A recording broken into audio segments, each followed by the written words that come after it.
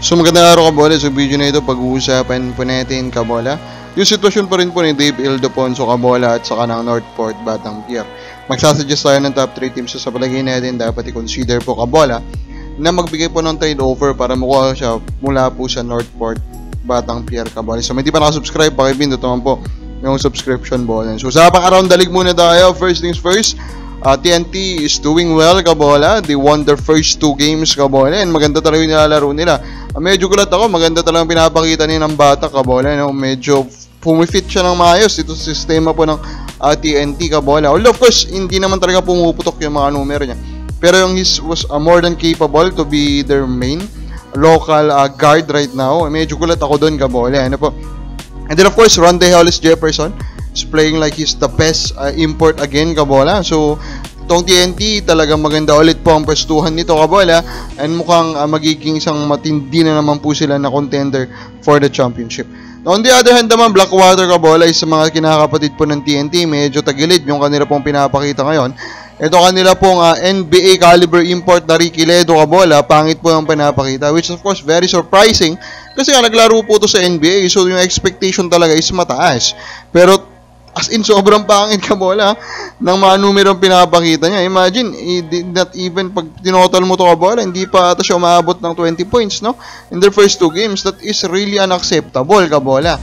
Pero at the recording of this video, hindi pa siya pinapalitan. Ano po? Ito pong si Ricky Ledo.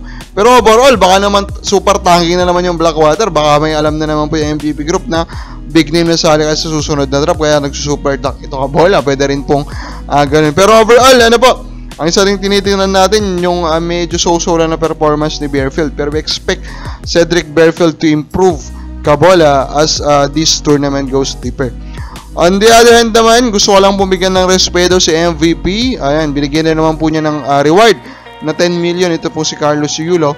And of course, respect po sa pagsuporta niya talaga sa Philippine sports, no? So alam naman natin, ito po ay buo po or nagpatayo kabola ng training facility para sa mga gymnast, no? Kabola, hindi po lang ngayon lang siya nagpatayo, nagpatayo na siya dati pa. Doon nga po nagte-training po itong si Carlos Yulo. So talagang iba talaga din yung puso ito si MVP pagdating po sa sports kabola. Ito na nga po ito pong sitwasyon ni Dave Ildefonso. Pero before that, comment muna yung mga fans. Sir Ronald Barbusidad, shoutout po sir, and then Sir Gavin Chris. Pa-shoutout Lodi, Gervin Chris, Bakwel, Villarreal, Western, Samar. Shoutout po sa inyo. Now mga kabola, ito na nga, top 3 teams sa palagay natin, dapat pong i-consider na kunin nito pong si Dave Marcelo po ng Northport Batang Pier. Number 1 sa listahan ko, kabola dyan, it will be NLEX Road Warriors. I think NLEX currently should just keep accumulating high ceiling po, high potential players kabola. They did well by picking Policarpio, doon po sa naganap po na draft kabola. Pero they just need to add more, no? Although ang pinaka-biggest thing talaga nila is center. And of course, maraming gwardiya po ito pong NLEX, pero at the end of the day, symbolic lang naman talaga. Yung kumbaga, sure ka na makakalaro ng 30 plus minutes every game, di ba kabola?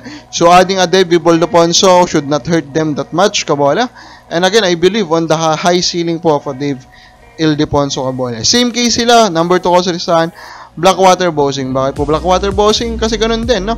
If you look at their current lineup, then yan po din dapat din nilang gawin. Maghanap po sila ng mga players po na mataas ang ceiling tulad po ng isang Dave Ildefonso. Other than that, kabola, kung titignan mo din po yung lineup kasi ngayon ng Blackwater Elite, wala sila masyado po dyan na mga players po that can consistently po break down the defense. And of course, Ildefonso can do that, kabola. And then number 1 ko, Phoenix, kabola. Bakit po Phoenix?